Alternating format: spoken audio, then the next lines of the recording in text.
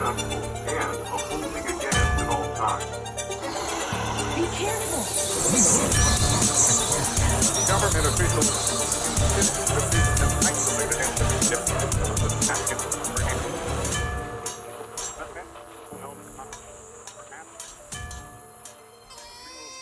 The year was 1812. A lone Scotsman born in the shadow of the Highland fortress of Fort Augustus made a bold move.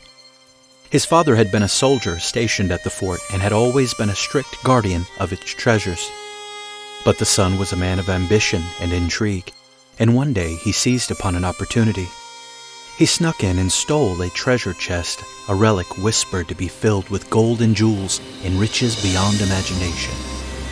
With the chest in hand, he boarded a ship, bound for adventure, setting sail across the open sea on a journey that promised fortune and freedom. The voyage, however, was anything but ordinary. As their ship neared the Pacific Northwest, it was besieged by a massive storm off the coast of what is now Washington.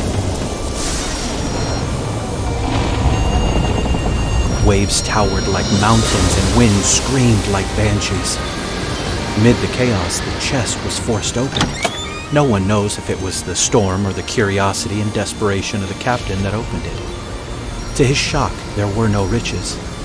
Instead, within the chest lay a single, colossal egg.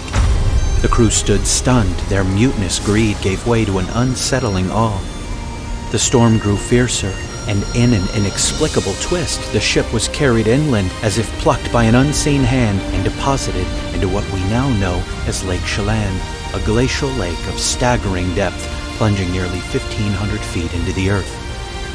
As the ship was battered and strained, the chest was hurled overboard, crashing into the frigid waters below. The captain, overcome by obsession, refused to let his mysterious prize go. Against his better judgment and against the shouts of his crew, he dove into the icy waters, clutching the chest as it sank. But the story doesn't end there. Unbeknownst to him and the crew, the ship had carried two secret stowaways. Two women who had kept to the shadows, their eyes ever watchful upon the chest. As the captain disappeared beneath the waves, these women emerged from hiding. To the crew's astonishment, the pair leapt into the stormy lake. Legend says that as they struck the water, the impossible happened. Their legs transformed, elongating into shimmering fish-like fins. Mermaids, they thought. Guardians of the chest. They both swam swiftly, one to secure the chest, the other seeking to secure the captain. With a flick of her powerful tail, she wrestled him to the surface and dragged him to the rocky shore, leaving him alive but shaken. Meanwhile, her counterpart secured the chest and vanished into the depths of the lake. Far below the surface, in a cavern shrouded in darkness, the chest came to rest. And there, the egg within began to crack. What hatched in that underwater sanctuary remained a mystery, but one that would seemingly reemerge decades later.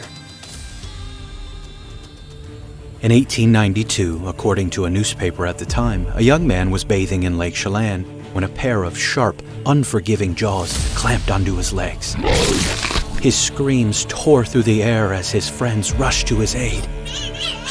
They all battled fiercely, pulling their injured friend toward the shore, but the creature stubbornly refused to release its grip. The nightmarish beast had several reptilian features, a body reminiscent of an alligator, unblinking snake-like eyes, but most bizarrely of all, it had wings like that of a bat. The creature seemed impervious to harm. The friends of the young man attempted to attack it with sticks and stones, and even with knives, but to no avail. Growing ever more desperate, they attempted to use fire upon the beast to save the life of their friend. Somehow they managed to drag the creature over to an open flame. They finally got a reaction, but not the one they hoped for. The monster did flee. It flapped its massive wings and thrust into the sky, sadly with their friend still gripped tightly in its jaws. They thought it would carry him off into the mountains, but it turned around, and with a final terrifying dive, the monster plunged into the lake's depths. They never saw the creature, nor their friend, ever again. Legends of what would be dubbed the Lake Chelan dragon can also be found amongst the rich traditions of the native peoples of the Pacific Northwest. They had long spoken of monsters lurking in the waters. According to the lore of the Chelan people, the creature known as Nahahahatka was an evil spirit taking the form of a massive serpent that resided in Chelan, meaning the deep or deep water. They say that this malevolent being would rise from the Chelan waters without warning and wreak havoc upon their people. It would destroy homes and drive away the wildlife they needed to survive. They believed the serpent's reign of terror would end when a good spirit constructed a rock barrier at the valley's lower end. They hoped to trap and kill the beast by damming the river. But to everyone's surprise, the serpent survived. The beast was enraged by these attempts and allegedly carved a destructive path up the valley, leaving nothing but devastation in its wake. Legend says that it slaughtered an entire tribe, leaving one sole survivor, a young girl picking berries high in the valley. Left stranded by the rising waters, they say she painted the story of her people on the rock walls before her death. When the lake levels drop, many of these images are still visible. That's Tehican. And for some, they remain a haunting testament to the serpent's fury. Similarly, along the connecting Columbia River, native legends tell of a dragon-like monster lurking in the shadows of Ribbon Cliff. These intertwined tales weave a vivid tapestry of indigenous folklore, capturing the profound connection between the region's first peoples and the colossal mysteries of the past. Fast forward to modern times and some of Lake Chelan's more recent secrets. It was 1945 when divers searched for a school bus that had tragically plunged into the lake, killing nearly an entire generation of students and their driver. While combing the shadowy depths, some divers reported seeing an enormous, mysterious figure hovering 200 feet below the surface. One diver was so shaken by the sight, he refused to ever return. Was it some massive fish? Or was it something far more sinister and ancient? The Dragon of Lake Chelan is steeped in stories too numerous to recount, each tale painting its own picture of a mysterious ancient presence lying dormant in the lake's depths. Visiting Lake Chelan, particularly its upper reaches, can leave even the most skeptical traveler with an eerie sense that something timeless still lingers in those waters. But what are legends if not echoes of our ancestors' fears and battles with the unknown? Stories of good and evil, survival and loss weave through the history of this remarkable place, a home to locals and a mystifying destination for visitors. And maybe, just maybe, a lair for the dragon who still calls Lake Chelan its own. Ladies and gentlemen, boys and girls, welcome back to the Dancing Toaster. I have missed you. First, my apologies and also my thanks. I apologize for no episode last week, but I thank you for your prayers. January has been a long year. If you follow the Dancing Toaster on Facebook and Instagram, you already know what was going on. If you don't, well, you're lost and you probably should go follow me on Facebook and Instagram. When our last episode dropped, a loved one of mine almost went to go be with the Lord. I spent a few days in the hospital with them and it was dicey, but they are doing much better now. To make matters worse, on one of the days I was heading out to go to the hospital, I walked through puddles in my own home as something broke on my water heater. 2025 has started with a bang, just not a good one, so your prayers are still needed and appreciated, and so is your financial support. This is a labor of love, but the bank said that I could not put love in the account. I have a Patreon, a PayPal, and I'm now on buymeacoffee.com. Any help you can give will not only help my plumbing repair costs, it will also allow me to do this and take care of my family simultaneously. Thank you so much for my few patrons, and thank you for those who supported through Buy Me a Coffee last week. It means so much to me. But enough e-begging. That's not why you're here. You're here for the highly anticipated Episode 3 of Season 2, and this season, of course, is all about cryptids and creatures. And today's first creature was from my backyard once again. The Lake Chelan dragon is another lesser-known cryptid from the Pacific Northwest. The Scotland ties have led some to suggest a relation between Lake Chelan's reptilian creature and one of the most famous cryptids in the world, none other than the Loch Ness Monster, affectionately called Nessie. Described as a large, mysterious aquatic creature, Nessie is said to inhabit Loch Ness, a deep freshwater loch in the Scottish Highlands. The legend has captivated imaginations for centuries, blending folklore, eyewitness accounts, and scientific curiosity. For centuries, stories of a creature lurking in the dark waters of Scotland's Loch Ness have intrigued and baffled believers and skeptics alike. From ancient lore to modern-day technology, Nessie has cemented her place in our cultural imagination. But how did it all begin? And why are we so fascinated? Let's start with the encounter that gave Nessie her most iconic form. In 1934, a London physician named Dr. Robert Kenneth Wilson took a photograph that would ignite a global obsession. The black and white image, now known as the surgeon's photograph, shows a long serpentine neck rising out of the water, its small head perched above the ripples on the loch's surface. It was haunting, otherworldly, and looked remarkably like a plesiosaur, a marine reptile thought to have gone centuries ago. The photo made headlines worldwide and solidified the idea of Nessie as a dinosaur-like creature hiding in the loch. For decades, it was hailed as undeniable proof of Nessie's existence. Unfortunately, this tale took a dark turn in 1994. Nearly 60 years later, the photo was revealed to be a hoax. A man named Christian Sperling admitted to constructing a model and staging the photograph with his stepfather, part of an elaborate prank to trick the public. Even so, the image remains iconic, a symbol of our fascination with Nessie and with the unknown. But Nessie's story doesn't begin in 1934, not even close. In fact, the earliest recorded account of the Loch Ness Monster dates all the way back to 565 AD, when an Irish monk named Saint Columba supposedly encountered a water beast in the River Ness, which flows from the loch. According to the legend, one day the creature attacked a swimmer. Saint Columba, standing on the riverbank, raised his hand and commanded the beast to retreat in the name of God. The creature obeyed and the swimmer was saved. This tale ties Nessie to ancient spirituality, painting her not just as a cryptid, but some force of nature. Fast forward to 1933, when George Spicer and his wife were driving near the loch. They claimed to see a prehistoric creature cross the road in front of them, heading toward the water. They described it as having a long neck and large body. This sighting sparked modern interest in the Loch Ness Monster and opened the floodgates for countless reports. Further down the timeline, in 1960, Tim Dinsdale, an aeronautical engineer, captured footage of what he believed to be Nessie. The grainy film shows a dark, hump-like object moving through the water, leaving a distinct wake behind it. Skeptics have argued it to be a boat or natural disturbance, but experts at the time noted its undulating motion. To this day, the Dinsdale film is considered one of the most compelling pieces of evidence in the Loch Ness mystery. The following decade, in the 1970s, technology entered the hunt. A team from the Loch Ness Investigation Bureau used sonar to scan the depths and detected large moving objects, some up to 30 feet long. Then in 1975, underwater cameras captured an image of what appeared to be a diamond-shaped flipper, reigniting theories that Nessie might be a surviving plesiosaur or another unknown aquatic creature. Even today in the 21st century, Nessie hasn't faded into myth or obscurity.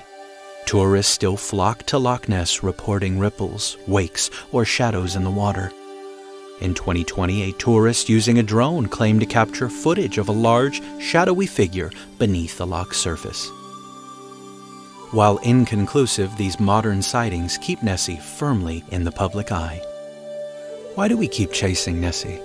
Perhaps it's the allure of the unknown, a hope that there are still mysteries left in the world, or a feeling that what we think we know about the world may not be so. So Nessie, the supposed Loch Ness Monster, continues to inspire the curious. That includes the curiosity of your host. The first book I ever checked out of the library when I was a tiny toaster was on this very cryptid. Nessie is most commonly described as a long-necked serpentine creature with humps rising above the water's surface, often compared to a plesiosaur, a marine reptile that will come up a lot today. However, alternative descriptions depict her as more eel-like, featuring a bulky body and smooth skin, adding to the mystery surrounding her true appearance. I'm sure even before the descriptions were handed out, you were questioning any relation between the creature found in Lake Chelan and the one found in Loch Ness. I hear you barking. The only things they have in common are their reptilian features and their desired place of residence, both being mainly aquatic. but one of them seems to leave the water more than the other, and not just for simple poking up of the head or crossing the street if the Spicers are to be believed.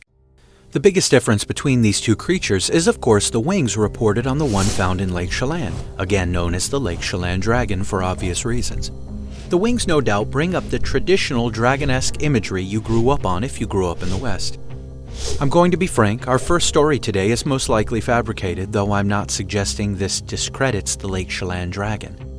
The native people of Washington were speaking of this creature or one like it before European settlers ever showed up. If you simply looked at a map, you'd see no connection in Washington from the Pacific to Lake Chelan. Lake Chelan has always been a drainage basin, with its outflow occurring via the Chelan River, which flows southward into the Columbia River, one of the largest rivers in the Pacific Northwest. The Chelan empties into the Columbia at the Chelan Falls area.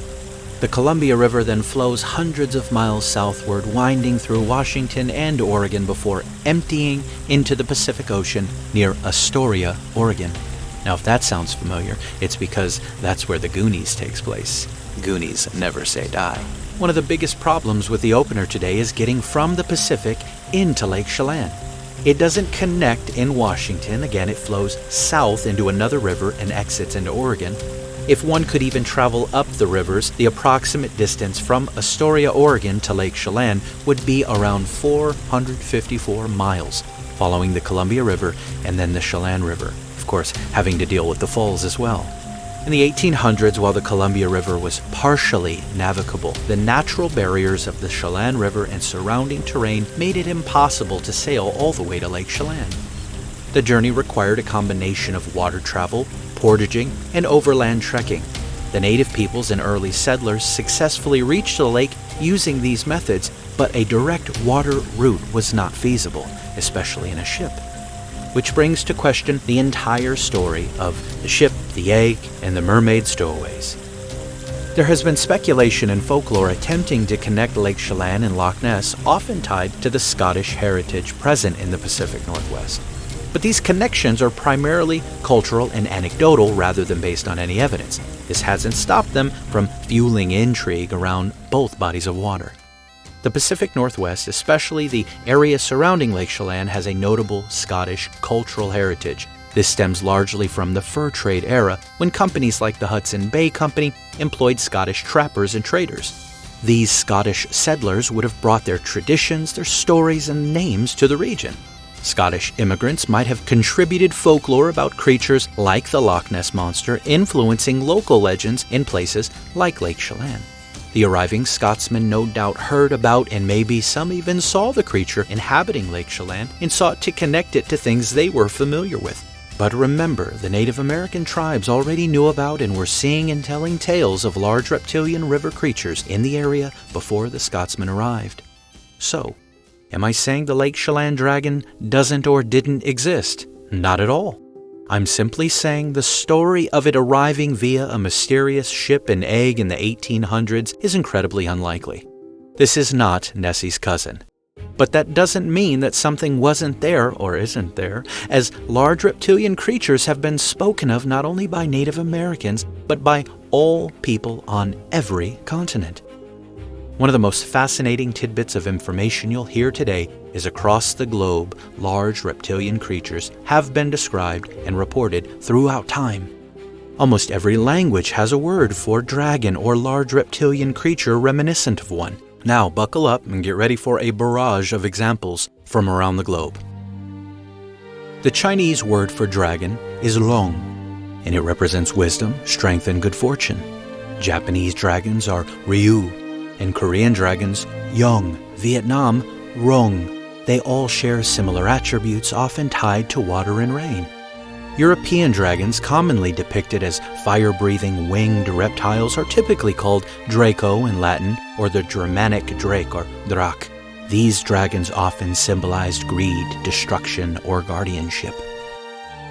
Ancient Mesopotamia features a creature called the Mushkushu. Also known as the furious snake or frightful serpent, it was a creature from Mesopotamian mythology, and one of the most prominent symbols of Babylon was a serpentine dragon associated with the god Marduk. The Ishtar Gate is a renowned structure that was constructed by Nebuchadnezzar during the period of the Babylonian exile of Israel. This structure features a depiction of a reptilian creature with 4 legs, an elongated neck, and a posture reminiscent of a dragon or dinosaur. Ancient languages in that region used terms like serpent and dragon interchangeably, or had one word that could mean either. Mush by itself meant serpent, but Mushkushu meant furious serpent, but also could mean what we understand to be a dragon. This is not unlike the word dinosaur that means terrible lizard, when in fact they're not a lizard technically speaking. In biblical texts, creatures like Leviathan are famous, and the Hebrew word tanin functions in the same way. Tanin can mean dragon or serpentine creature, depending upon the context. Tanin in Arabic is also a word for large sea serpent or dragon. Myths from India include the Naga, serpent-like beings that are often divine or semi-divine and tied to water and fertility. In some Vedic texts, the Varitra is a serpent or dragon figure defeated by the Hindu god Indra. Some African cultures have myths of giant serpents or reptilian creatures like the Hutslang in South African lore, a hybrid serpent-elephant-like beast that was said to dwell in caves. Polynesian myths include Mo'o, large lizard-like beings seen by some as spirits or deities that guard water sources in sacred sites. And as you heard in the intro, many Native Americans spoke of serpentine and reptilian beings throughout the nation in their histories of varying kinds. Another example is the horned serpent, a recurring figure in the myths of multiple tribes, the Cherokee, the Sioux, and the Ojibwe. The horned serpent is often depicted as both a water-dwelling guardian or adversary depending on the tribal lore. Iroquois have the Ononant, spoken of by some as a malevolent water spirit, whereas others speak of it as merely a massive serpentine creature. Greek mythology, we said the Drakon, giant serpent or dragon. Norse mythology, Nihug. Slavic folklore, Zme or Zumi, a malevolent winged serpent-like dragon. Welsh mythology, Dreg. A good example was Idreg Gosh, the red dragon that appears on the Welsh flag. In Zulu mythology, Nkayamba is a giant snake-like creature associated with storms. And in West African mythology, they have the Ido Huedo, often depicted as a cosmic serpent with both protective and destructive elements. Back to my continent and some Mesoamerican cultures. Quetzalcoatl of the Aztecs was a feathered serpent deity representing wisdom, wind, and creation. Kukulkan of the Mayans was like Quetzalcoatl, also known as a feathered serpent and a god of wind, rain, storms, and creation. Further south in Peru, we have the Yakumama, a massive serpent-like creature said to inhabit the Amazon River. Tibet has the Druk, a thunder dragon symbolizing power and protection, also a key emblem of Bhutan, as you will see it on their national flag. Mongolians have the Lu, a water-dwelling dragon associated with rivers, lakes, and rain, but this one is often depicted as benevolent. The Philippines has a few. Bakunawa is a serpent-like dragon believed to cause eclipses by swallowing the moon, and Minokawa was a dragon-like bird in Visayan mythology tied to eclipses as well. In Irish folklore, there is the Paist, a water serpent or dragon-like creature said to inhabit lakes and rivers. Germanic mythology has the Lindworm, a wingless serpent-like dragon that guards treasures and is often malevolent. Even the Italians have the Tarisk, another dragon-like creature, but this one was said to have a turtle-like shell, and it terrorized the Rhone region. Persian mythology speaks of Azidahaka, a three-headed dragon or serpent representing chaos and destruction. Anatolian mythology, linked to the Hittite people, has the Ilionka, a dragon defeated by the storm god Tarhun. Egyptian mythology had Apep, though the Greeks called it Apophis. It was a giant serpent representing chaos, and it was an enemy of the sun god Ra. The Dogon people of Mali speak of Noma, an amphibious serpent-like being linked to creation myths and water. Backtracking once more now to the Andean cultures in South America, Amaru of the Incans was typically depicted as a large, winged serpent or dragon, often combining features of snakes, birds, and felines. Within Caribbean mythology, the Taínos had the Hurucan, a reptilian storm deity, though some say in Taino cosmology, Huracan was not necessarily a single deity, but more of a manifestation of chaotic natural forces, namely destructive winds and storms. It would make sense that Huracan inspired the English word hurricane, terrifying storms known also for their destructive winds. Huracan is also a similar but distinct deity found within Mayan mythology, associated with storms, wind, fire, and creation. Huracan played a significant role in the Maya creation story as a powerful force of nature and a key figure in shaping the world. Please forgive my rapid jumping all over the world, but I hope I'm proving my point. We're almost there. Let's go to Papua New Guinea, where they speak of the Masalai, spirits or creatures sometimes described as reptilian beings that guard sacred areas. Fiji has the Dagay, a serpent deity credited with creating the islands and overseeing life and death. The Maori of New Zealand have the Taniwa, mythical water creatures resembling large serpents or dragons, often guardians of rivers and caves. Last one for now. In Inuit mythology, Tizaruk was a large, snake-like sea creature believed to inhabit Arctic waters, and with its long neck, it was said to snatch people off of docks and shores. That probably was the biggest information dump on the show thus far, and we probably could have kept going. The point is one I've made before, but this time I felt I needed to make it more obnoxiously, given some of the obstacles I will inevitably encounter with today's subject matter. Pre-internet, pre-phones, pre-planes, and other forms of faster travel, on every continent and every culture, large reptilian creatures have been spoken of. There are some within this sphere of Christian high strangeness that will see these kinds of correlations with something like giants and say, boom, all these people groups must have seen giants and mainstream science ignores it or covers it up. But some of those same people will see these correlations with large reptiles and say, man, they couldn't have actually seen these creatures. They must have found dinosaur bones, because I've been told my whole life by mainstream science that humans and large reptiles didn't and couldn't coexist. Oh, my friends, the things we pick and choose. Today we're obviously talking about dragons, though I'm trying to avoid overuse of the word because of the preconceived notions you may have about them. The word dragon itself developed over time. Words like drakon in Greek were used to speak of large serpents and reptiles or large sea creatures. Latin adopted the Greek word directly, and draco became a common term in Roman mythology and Christian texts, often representing malevolent, serpent-like beings. Old French is the first time we see it used as dragon. It retains its meaning and began to take on more specific Western imagery. Now, borrowed from Old French, dragon entered Middle English by the 13th century, commonly used to describe the large, fearsome creatures of medieval European lore. In that little bit of etymology that also could probably go back further, we see a desire and a need to have a word to describe these peculiar creatures. The word has now sadly been reserved for fiction, but this word and the dozens upon dozens of words like it, found in every culture, on every continent, were not reserved purely for mythology. But you see, that's another error that we make, isn't it? We hear mythology and we immediately think fiction. Historically speaking, mythology and history were a lot messier than you've been led to believe. That applies doubly to human history. One more thought in the vein of language. If someone were to see a large reptilian creature today, what might they call it? If they've watched Jurassic Park, they'd probably say, "That was a dinosaur." But what does that even mean? As far as language goes, it's a relatively new word. It was coined in 1842 by the British paleontologist Sir Richard Owen, so it's about 183 years old. It too has Greek roots. Dinos means terrible, fearsome, or formidable, and sauros means lizard or reptile. So, dinosaur translates roughly to terrible lizard or fearsome reptile. So the newly coined English word is less than 200 years old.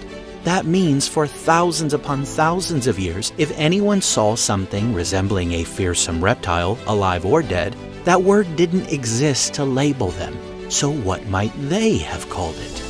Well, I seem to remember going all over the world with you and giving you about 50 different terms that people throughout time and around the world have used to describe fearsome reptilian creatures.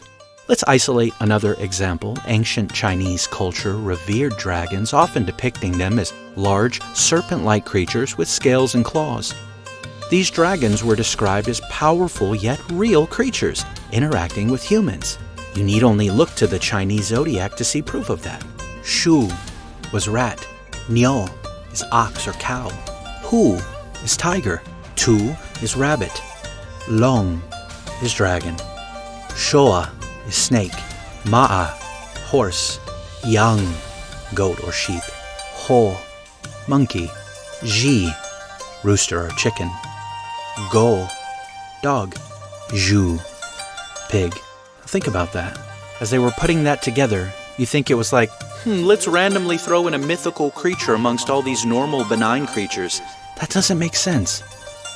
What makes more sense is that Long, the dragon, was just as normal as all the others. A real, large, fearsome reptile, not an imaginary fictional beast. The Chinese zodiac goes back over 2,000 years. Many scholars say its origins go back to the Han Dynasty. However, earlier forms of celestial animal symbolism can be linked to much older practices in China. In his book titled The Travels of Marco Polo, published around 1300, Marco Polo described encountering large reptilian creatures in China, which many interpret as the Long, dragon-like animals, large reptilian animals. Here are some of the most notable examples. There are the large serpents in Karazhan. This is southern China, it'd be modern-day Burma or Myanmar. Polo said these large serpents had long bodies measuring up to 30 feet with massive heads. He said the creatures had wide jaws large enough to swallow a man. And he said they reportedly possessed sharp claws and a predatory nature, capable of hunting animals and humans. Some passages in this work include details about their habitat, mentioning that these creatures were often found in caves or marshy areas and were considered dangerous to locals. There were other dragon-like creatures in Qinsai, or modern-day Hangzhou. In Qinsai, Marco noted the use of dragon-like creatures in their processions and local ceremonies. Again, the picking and choosing. It's funny how we believe and accept certain accounts as long as they agree with our preconceived notions. But if you've already made up your mind that he could not have seen something you might describe as a dinosaur, we say, oh, well, I believe everything else, but on this part, this was most likely cultural representations, not real animals he was talking about. He was just blending myth with observation. Or, here's a crazy thought, maybe he's just describing what he saw like everything else he wrote. Marco Polo's accounts often include precise and detailed observations about geography, trade, and culture. He provided descriptions of the Silk Road and trade routes. He talked about the use of paper money in China, a concept largely unknown in Europe at the time. He gave detailed descriptions of the court of Kublai Khan. All these portions of his writings align closely with historical and archaeological evidence, and scholars largely regard them as accurate. But when Polo also mentions people capturing and taming some of these strange reptilian creatures and even using them for transport or military purposes, oh, well, he must be making that part up. Why? Why? Because it doesn't line up with your limited so-called modern view of the world? But we know that dinosaurs ain't been around for millions of years. Oh, we do? We know that? We's too many people, I don't know that. You know that for sure? Were you there? You weren't even there in the 13th century when Marco Polo said he saw these things. But what about the bones and how deep they was? How to date the layer? What did we find in it? How to date the find? What layer was it in? That sounds messy. Another problem with that approach, thinking it takes millions and millions of years to lay down those layers. Polystrate fossils, to coin my best friend's term, poo-poo all over that idea. A polystrate fossil is a fossilized remain that stands vertically, spanning multiple layers of sedimentary rock. The term polystrate derives from the Greek roots poly meaning many and stratus meaning layers, translating many layers. These fossils commonly consist of upright tree trunks, reeds, or similar structures that penetrate several sedimentary strata. It couldn't have punched its way through multiple rock layers, it would have splintered to pieces. It couldn't have slowly been buried over millions and millions of years, it would have rotted away before it had time to be buried. There's a much simpler approach. 2 episodes ago, we talked about the power of catastrophic events to explain what we find. Mount St. Helens did in minutes and months what some scientists claim takes millions of years. We saw that the various strata can form quickly and not over millennia, and we also could see how polystrate fossils could form within these quickly formed layers. But don't they have other ways of dating that stuff? They do, but they're all imperfect. They all have limitations, and most of them require several presuppositions. If I walked into a room and saw a candle burn down and someone told me, "Measure the candle and tell me how long it's been burning," I couldn't do that, not without additional information. I would first need to know how big the candle was when it was first lit. I would also need to know when it was lit. Without that information, I would be guessing to a severe degree. In another previous episode, we touched briefly on the repeated discovery of soft tissues, collagen, and proteins being found within dinosaur fossils. We know how quickly this stuff deteriorates. These materials should degrade over thousands of years, not millions of years. If these fossils were truly as old as we've been told, these discoveries wouldn't be there. You want to know part of the reason they didn't discover this sooner? Because they weren't even looking for it. You want to know why they weren't looking for it? Because of their bias. They already decided it wasn't going to be there because they already knew, quote-unquote, knew how old it was because of what they were taught. It's been about 20 years now since Dr. Mary Schweitzer found soft tissue in the femur of a Tyrannosaurus rex. In 2005, Schweitzer and her team observed flexible, stretchy tissues, including blood vessels and microscopic structures resembling red blood cells from a specimen found in Montana. It all happened rather providentially. The bone was too large to transport intact, so it was broken in half during excavation for easier handling and analysis. When Schweitzer examined the interior of the bone under a microscope, she noticed something unusual. Structures resembling soft, stretchy tissue, blood vessels, red blood cell-like structures. She doubted it at first, but found this reality in other specimens. She got a ton of kickback from others, but since her initial discovery, Schweitzer and other paleontologists and researchers have found similar preserved tissues in other dinosaur fossils. These findings are inconsistent with conventional dating methods and views. They support a younger age for these fossils, meaning these creatures spoken of throughout time and throughout the world, going by many other names I truly believed walked and lived among us. Let's consider some findings above ground and jump to the Angkor Wat Temple in Cambodia. This is where our audio format falls short, but you know how to use Google. There is a carving on a pillar near the temple, specifically at the Ta Prohm Temple, where Angelina Jolie's Tomb Raider was filmed. This temple and carving were done around the late 12th century AD. The carving in question resembles a stegosaurus to a T. It depicts a large reptilian creature with a rounded body, a small head, 4 legs, and distinctive plates or spines along its back, similar to the plates of a stegosaurus.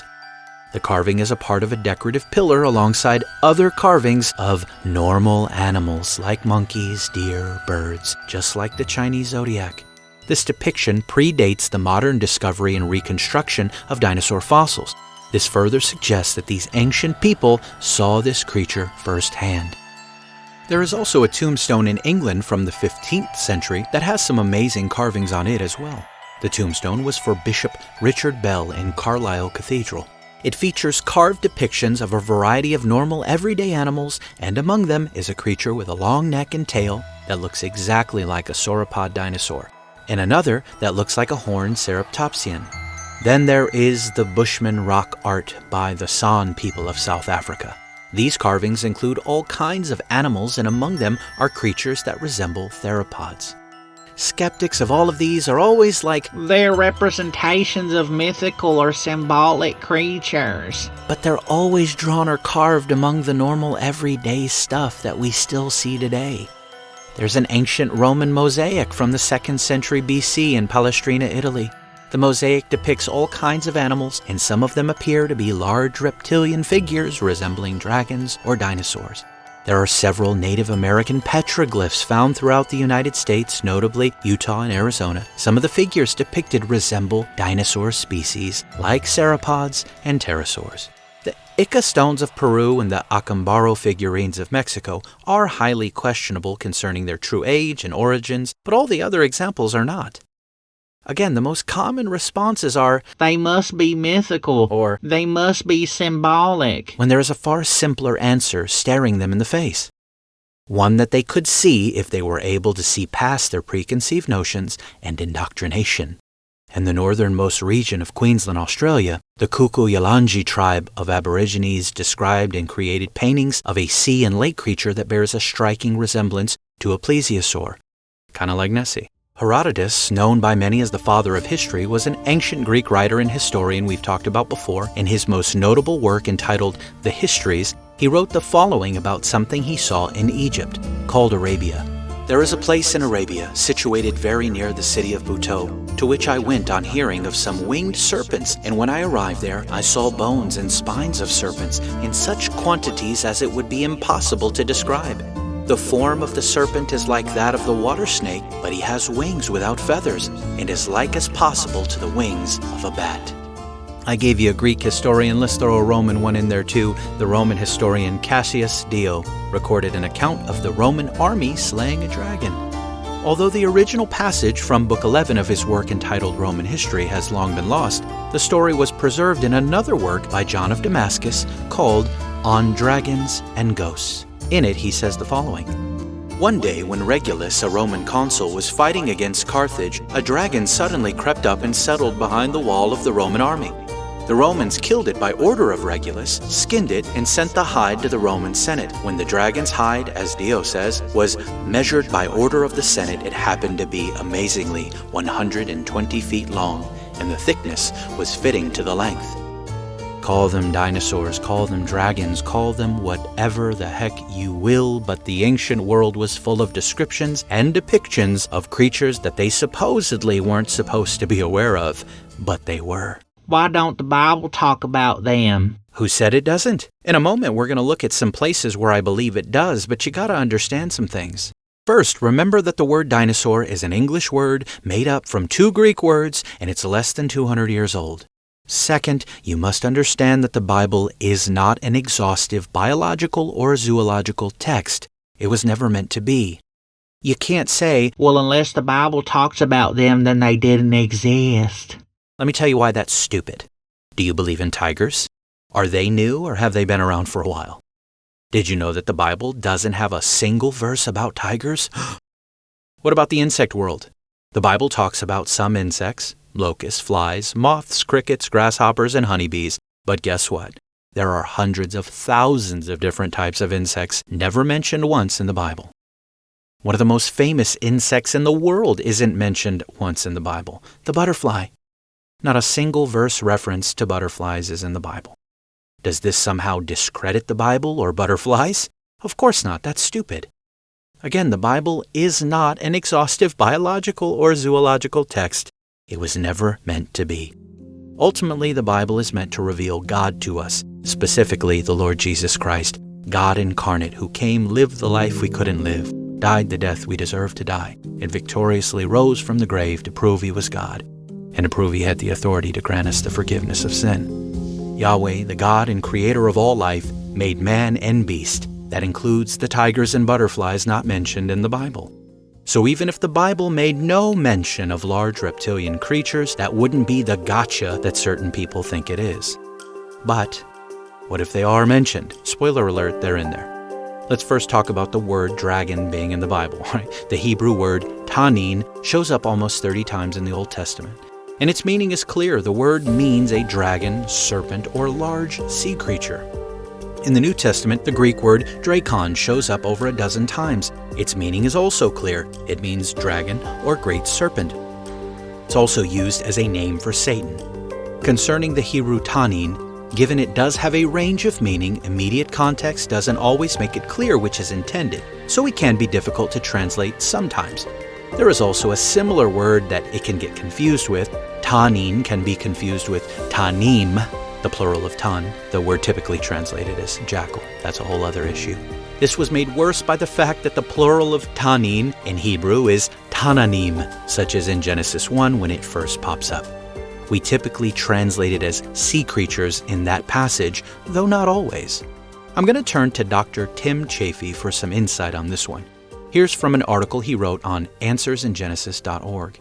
He says, consider how tanin is translated in Genesis 1:21 in the NASB. God created the great sea monsters and every living creature that moves, with which the waters swarmed after their kind. The word Tananim has been rendered sea monsters in the NASB, sea creatures in the New King James and ESV, whales in the King James, and creatures of the sea in the NIV. Since the passage references the waters swarming with these creatures, most translators chose to include the word sea in their rendering.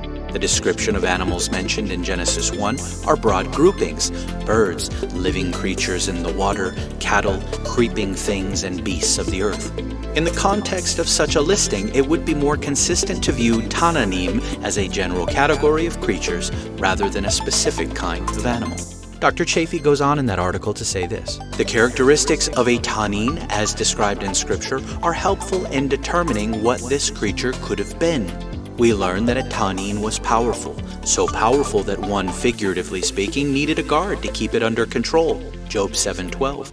And according to Isaiah, it was difficult to kill. In both Isaiah 27:1 and 51:9, it is the Lord who slays the Tanin. The Leviathan is described as an incredibly strong creature in Job 41, and it is called a Tanin in Isaiah 27. So some Tananim were very powerful. Tananim are frequently spoken of in association with water as their dwelling, but references to them in Exodus 7 and Deuteronomy 32 suggest that some Tanin lived on land. Of course, there is a third clear possibility, and that is that some were amphibious, able to live and operate in both, just like our creature in Lake Chelan. Some of the oldest English translations of the Bible render Tanin as dragon. It's not until after the 1800s, once Darwinian thought begins to poison everything, where other renderings were desired. But here's another interesting thought, one of my favorites even. When the translators of the Septuagint were working with Tanin in Hebrew, guess what Greek word they typically used when translating it? Drakon. What did that word mean again? Oh yeah, that's right, it meant dragon. The Bible references several remarkable creatures that some associate with dragons. First among them was Leviathan, a formidable sea creature described as having impenetrable scales and the ability to breathe fire, seen in Job 41. Another was Behemoth or Behemoth, a herbivorous creature noted for its tail that moves like a cedar and bones described as bronze beams in Job 40. The depiction of Behemoth's features, particularly its immense size and strength, has led many to liken it to massive sauropod dinosaurs such as the Brachiosaurus. The question is asked frequently: are they actual creatures or mere chaos imagery? The question, though, assumes that those things are mutually exclusive when they're not. I believe they can be both. Tanin is used literally and figuratively in the Old Testament. Drakon in the New Testament is used to speak of literal dragons and of Satan. Does that mean all dragons were Satan or satanic? Of course not. It's clear that all these terms have a wide array of usages, but none of them limits or excludes the other meanings. As always, textual context must be considered, but so too should the historical and cultural context. The biblical authors believed in and spoke about incredible creatures, and in this episode I don't believe that something solely spiritual is in view. These creatures were seen by people throughout time and throughout the world. This is why they all depicted them and wrote about them, including the people of the Bible. So where did they all go? Were they all killed in the flood? Well, let me talk to you. You have some strange Christians that teach that dinosaurs aren't even real. They say, Dinosaurs are a satanic invention to get people to disbelieve the Bible. That just makes us sound nuts. Near to those are the ones that equate all dinosaurs and dragons with Satan and think that part of the reason for the flood was to wipe out these satanic reptiles. That's just as silly in my opinion. Just because Satan took on a serpentine appearance in the garden doesn't mean all snakes are demonic or evil. The same is true of dragons. Just because Satan is equated to a dragon in the New Testament doesn't mean that all dragons are evil or satanic. We talked about this when we talked about birds in the parables, right? It's true that birds are often used for evil imagery in the parables, but it's also true that God created the birds and cares deeply for them. Jesus said this in Matthew 10:29. Are not 2 sparrows sold for a penny, yet not one of them will fall to the ground outside your Father's care? You have some that really want to believe in the Bible literally like I do, but don't quite know how dinosaurs fit into the equation or the timeline, so they say, Well, God just wiped them all out in the flood. but that ain't a get-out-of-jail-free card and this ain't Monopoly. The text doesn't support that view. It doesn't allow for it. Genesis is clear that representations from every animal kind were brought to Noah for preservation on the ark to re-inhabit the post-diluvian world. As soon as you say that, though, the skeptic thinks they're a genius and tries to roast you. Oh, you think they put one of them there brachiosauri on the ark? You're an idiot. That's a ridiculous straw man that annoys me every time. On that note, believer and skeptic alike, I highly encourage you to make the trip to Williamstown, Kentucky to witness the spectacle that is the Ark experience. If you didn't know, Ken Ham, in his ministry Answers in Genesis, spent $100 million to build a park with a scale replica of Noah's Ark using the biblical descriptions and proportions. Seeing it was one of the coolest experiences of my life. Driving up to it was breathtaking, and then walking around it and walking around inside of it was mind-blowing. Inside, there's not only tons of evidence for a literal Noah, a global flood, and a younger Earth, but there are also examples of how every kind of animal could be preserved, including the big ones. Most dinosaurs weren't as big as your sauropods. They were closer to man-size, not house-size. But you could also take younger specimens upon the Ark. They would be smaller, they would eat less, and they would live longer after departing from the Ark. It's not hard to see how God could have spared animals of all kinds upon Noah's Ark. I keep using the biblical word kind instead of something like species. Species is a modern word, but it's also more narrow. Biologically, lions, Panthera leo, and tigers, Panthera tigris, are separate species, but they belong to the same genus, which is Panthera. Even though they are different species, because they are of the same genus, they can make offspring. We talked about that in this season as well, with the liger being a reality and not just something Napoleon Dynamite imagined. If they survived the flood via the ark, where are they today? This is also not a hard question. Since Noah's day, animals have been going extinct left and right. In the modern day, sadly, hundreds of animal species go extinct every year. According to some estimates, it could be in the thousands every year. One of the most significant causes for their extinction is human interference. Now, I'm no animal rights activist, I'm just stating the facts. How many cultures historically have tales of their heroes slaying a dragon? Like modern fishing tales, I'm sure there have been some embellishments of these tales, but that doesn't mean they're entirely fabricated. Practically speaking, imagine being in a village of several simple hut-like structures, and down the road is a cave. And inside of that cave is something like a Tyrannosaurus Rex. You've watched what it's done to other creatures. You know that if it discovers you in your village, you or your people could be what's on the menu next.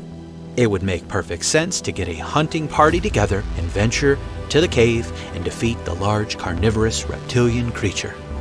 Heck, even if it wasn't carnivorous, I could see it getting hunted for being dangerously territorial. These are some numbers that are going to shock you. Sharks kill on average 5 to 10 people a year. Lions can take out 100 to 250. You want to know who puts them both to shame? The hippo. Yup, hippos. Stinking hippos kill anywhere from 500 to 3,000 people a year. They're not even carnivorous. They're herbivores, but they're incredibly territorial and incredibly dangerous. By the way, do yourself a favor and Google hippo skull. Do it. I dare you. No, don't do it right now. Calm down. Imagine you're searching through the dirt and you find a hippo skull. Once you see it, you'd think you'd found a dragon head. I say that to make another point. Much of what you think you know about dinosaurs has been largely fabricated, and not by creationists like me. Think of the countless artistic interpretations that you've been subjected to in your science textbooks. In some cases, we can reasonably surmise what something looked like by their skeletal data, but this is an imperfect science, and a hippo's skull is a perfect example to prove that point. Also, in that same vein, we wouldn't know about potential glands or organs that could produce something like, I don't know, like fire? If you say, Oh, that's stupid. That's, oh, no. calm down. The bombardier beetle is able to produce a controlled chemical explosion as a unique defense mechanism. The beetle has specialized glands in its abdomen that store two primary chemical precursors. Hydroquinones serve as fuel. Hydrogen peroxide acts as an oxidizer. These chemicals are stored separately in a reservoir within the beetle's abdomen to prevent premature reactions. When the beetle feels threatened, it moves the chemical mixture into a specialized reaction chamber. Inside this chamber, enzymes then trigger a chemical reaction between the hydroquinones and the hydrogen peroxide. The enzymes break down the hydrogen peroxide into water and oxygen while oxidizing the hydroquinones into quinones. Sorry for the chemistry lesson. This reaction releases a significant amount of heat, gas, pressure. The temperature is so great inside the reaction chamber it can reach 212 degrees Fahrenheit. That's 100 degrees Celsius for my metric friends. That's the boiling point of water, folks. The rapid production of gas creates pressure that propels the boiling hot liquid out of the beetle's body through specialized nozzles.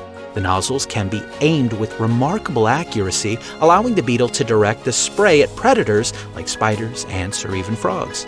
The beetle can even control these ejections in a pulsating manner, firing rapid bursts of the hot chemical spray rather than releasing it all at once. This helps conserve resources and maintains its effectiveness until the threat is deterred. All of this, by the way, spits in the face of Darwinian evolution because that requires slow, small changes over stupid amounts of time. The bombardier beetle's defense system could not have evolved gradually because all the components must work together to function. Removing or modifying any one part would render the system ineffective or, even worse, dangerous to the beetle itself. This creature is not only fascinating for the fiery chemical explosion it produces, but also because it's a remarkable example of irreducible complexity. Without separate reservoirs for hydroquinones and hydrogen peroxide, the chemicals could mix prematurely, harming the beetle. A specialized reaction chamber is necessary to contain the explosive reaction. Without it, the beetle would be unable to safely utilize the chemical reaction for defense. The enzymes are critical for controlling the reaction. Without them, the reaction might not occur or could be uncontrollable. Even if the chemical reaction worked, without the ability to direct the spray, the defense mechanism would be far less effective against predators. There are, of course, hundreds of examples of irreducible complexity found in nature that scream of our Creator. I just love this little guy because he demonstrates it has and can occur in the wild, the explosion stuff. What if a larger creature had similar mechanisms at one time, but it's now extinct? Even if we found said creature, these softer organic elements and chemicals wouldn't survive fossilization, so we wouldn't even know. A long but necessary tangent.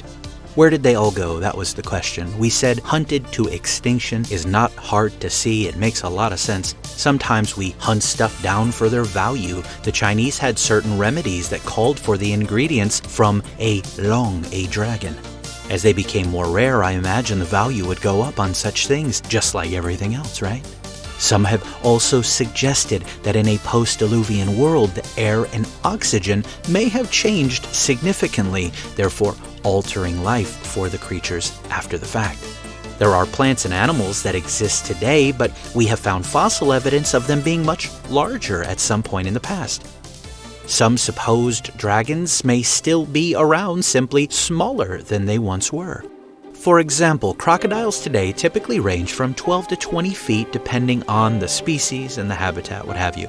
The Sarcosuchus or super croc grew up to 40 feet in length. To put that into perspective, imagine a crocodile as long as an 18-wheeler. That's terrifying. But some may not have perished or been hunted into extinction, especially ones that, live in water and might be harder to get to. This could most likely explain why something may never be found in Lake Chelan or Loch Ness. Lake Chelan, for example, is 52 square miles, but it also goes 1,500 feet into the earth. The time, technology, and resources to comb that entire body of water thoroughly would be immense. And who's to say that what was once there is still present? We don't know. Unless it's supernatural, it won't live forever either, same with Nessie. If she once dwelled within Loch Ness, how long could a long-lost plesiosaur-like creature live? We also don't know. Man, dragons are real, folks. Hashtag dragons are real. They were real. That was just a name. It was just a word used to describe a creature that we've since renamed. One that is no longer around, or is it? Think about this. 71% of the Earth's surface is ocean. Of that, we've only mapped roughly 20%. Scientists estimate today that 91% of marine species are yet to even be classified. New species are discovered all the time. Perhaps Leviathan or something like it is still deep within the ocean, well out of our reach. On land, there are rainforests too dangerous to traverse, deserts too hot and too vast, polar regions too cold and difficult to explore despite all of our technological advances. And what about underground and subterranean areas as well? Only a small percentage of the world's cave systems have even been explored. Some of the largest cave networks, like Vietnam's Son Doong Cave, were only discovered in the last few decades. Who knows what's in there? My friends, the world is a strange, wonderful, and mysterious place. We're not done with this topic. We're coming back to this next week. We still have other large reptilian creatures I want to talk about. I'm still having too much fun with this to move on, but I won't be starting in my backyard next week. Unless I can find another dinosaur like Cryptid in Washington, but I don't think so. Join me next week as we explore the Congo River Basin with the famous Mokele Mbembe, another one of my earliest favorite cryptids growing up. In the meantime, if you have your own stories or thoughts on dragons and dragon-like creatures, I'd love to hear from you. You can reach out via email, thedancingtoasterpodcast@gmail.com, or social media. I feel like I'm always saying this, but I'm almost caught up on emails and messages, so thank you for your patience and thank you for checking out the show as always. If you want to stay up to date with the goings on, go find me on social media at The Dancing Toaster. Facebook and Instagram are where I'm at. Once again, thank you to my new patrons. Your support means the world to me, and those who gave through Buy Me a Coffee last week, this week, you truly blessed me and my family. I can't thank you enough. If you're not supporting The Dancing Toaster, I'd ask that you prayerfully consider it. We're going to break 10K downloads this month. If everybody helped out a little, it'd go a long way, but if you can't, again, you listening, following, subscribing, liking, sharing, all that you're doing, it means so much and it blesses me each week. Please continue to do that if you enjoy the show. Continue to like, follow, share, leave a review, do all the things wherever you consume The Dancing Toaster. But whatever you do, don't consume toasters and don't let any dragons consume you. I love you. I'm out. Report suspicious activities and call 911 for immediate response. Expect delay. Nobody else will be chasing from the south. Stand by. Flight 022. Maintain approach. You're clear for runway. Expect traffic delays and restrictions. Take personal security precautions to avoid becoming a victim of an attack. Avoid crowded public areas and gatherings. Roger, 527, maintaining southbound, runway 8 kilo, holding. Not travel in areas affected by the attack or in a known area elevated virus activity. Keep emergency supplies accessible and a full tank of gas at all times. Be careful. Government officials insist that this is an isolated incident.